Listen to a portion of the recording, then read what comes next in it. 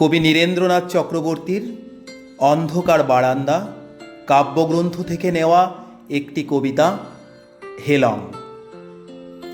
এ যেন আরণ্য প্রেত, রাত্রির শিয়রে একমুঠো জ্যোৎস্নার অভয়। অন্তত তখন তাই মনে হয়েছিল। সুন্দরী হেলং, সেই পাহাড়িয়া বৃষ্টির তিমিরে সকাল থেকেই সূর্য নিখোঁজ। দক্ষিণে স্পর্ধিত পাহাড়, বায়ে অতল গড়খাই উন্মাদ হাওয়ার মাতামাতি শীর্ণ গিরিপথে। যেন কোনো রূপকথার ঋতমণি অন্ধ অজগর প্রচণ্ড আক্রোশে তার গুহা থেকে আথালি পাথালি ছুটে আসে। শত্রুতার পলাতক জেনে নিজেকে দংশন হানে, আর মৃত্যুর পাকশাট খায় পাথরে পাথরে।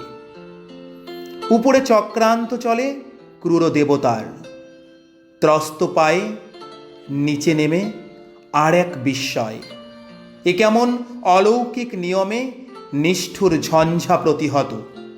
হাওয়া নিশ্চুপ এখানে, নিত্যকার মতোই দোকানি সাজায় পসরা, চাষি মাঠে যায়, গৃহস্থ বাড়ির দেয়ালে চিত্রিত পট, শান্ত গাঁওবুড়া গল্প বলে চায়ের মজলিসে।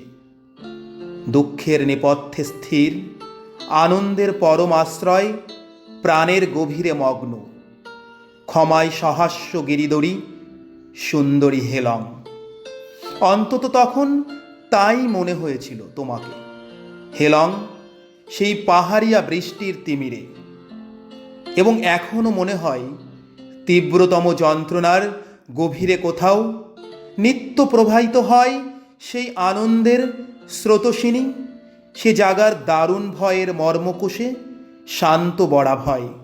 মনে হয় বরং এই রঙ্গমঞ্চের আড়ালে রয়েছে কোথাও নেপথ্য নাটকে স্থির নির্বিকার নায়ক নায়িকা, দাঁড়িয়ে টিয়া পাখি শান্তি টবের অর্কিডে। ধন্যবাদ।